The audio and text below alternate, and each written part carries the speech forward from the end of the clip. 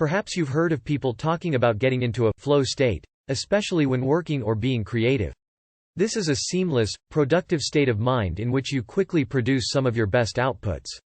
But how do you induce such a flow state, and can anyone do it? In this guide, we'll walk you through the process of getting into a flow state. We'll begin by looking at the basic psychological research on flow states, and by looking at some helpful examples. From there, we'll turn to how you can get into your own flow state. We'll explain 4 major things you need to do, before closing with advice on how you can use your flow state activation skills to get what you want out of life. What is flow in psychology? Let's begin with the most basic question. What is a flow state?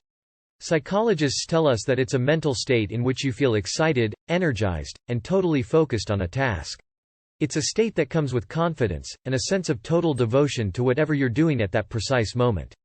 You don't need to push away distractions or force yourself to concentrate. You get flow through your work. The good news is that even if you rarely feel like you're in this state, you can learn Use to help you get you into a flow. You just have to learn your triggers. The flow state examples. When asked to think about what it means to be in a happy state, lots of people talk about relaxation and a sense of having no commitments. However, recent work by Mihaly Csikszentmihalyi proves that the best time of your life is much more likely to be a time when you felt challenged and stretched to do something incredibly worthwhile. So, examples of peak happiness often overlap with being in a flow state.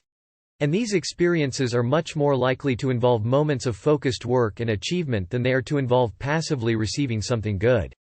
How to activate your flow state. Now that you know what a flow state involves, and how it's linked to your happiness, let's consider how you get in the flow when you want to. We're going to discuss 4 major triggers, along with how you can use them to your advantage and what you can expect to achieve. You'll get the very best results when you use all 4 triggers at once. But when you're just starting out, you might want to experiment with one trigger at a time so that you can perfect the associated skill.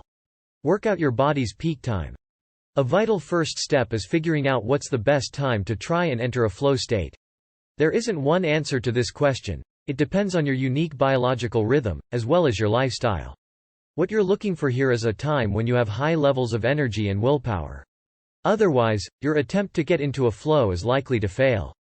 The standard starting recommendation is to try getting into a flow state in the morning when you're rested. However, if you aren't a morning person, try to find a time after you've had a break or a rest, a time when you've recharged your energy. Make sure that this is a real break, where you meditate, read a book, or just sit in peace. Remove distractions. Studies show that to get into a flow state, you have to stop all distractions, both external and internal. Firstly, regarding external distractions, it's smart to put your phone in another room and turn it off or keep it on silent. Meanwhile, on your laptop or tablet, close all the windows that are unrelated to your current project, and remove anything distracting around you, e.g., photographs, bills, to-do lists, and so on.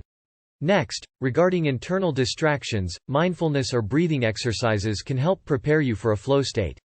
In addition, if you find your mind is always busy, try writing a daily journal article earlier in the time to clear your head. This step is well worth it. Research on flow states indicates you need at least 25 minutes to get back into a flow state after you're interrupted. This is because of the phenomenon of attention residue. In other words, your mind partly stays with your previous task. One project at a time. Modern society encourages us to multitask, telling us that everything is urgent and that we can only be our best selves if we're replying to emails at the same time as completing a report and talking to a colleague.